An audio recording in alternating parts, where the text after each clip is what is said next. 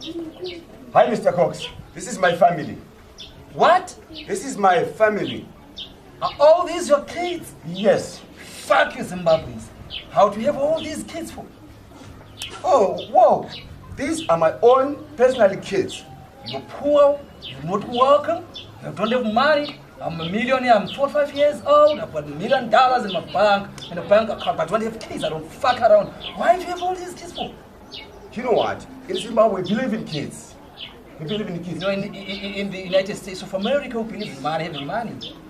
Wow. You know what, Mr. Cox? I've got a present for you. What's that? This is our African chicken. What do you call this in your language? Inkuku. What? Inkuku. Inkungu. What's this? Inkuku. What? Inkuku. Inkungu. What? Inkuku. So, no, I don't fuck around. I don't want this. Inku. Ya, no, Mr. Inkuku, you are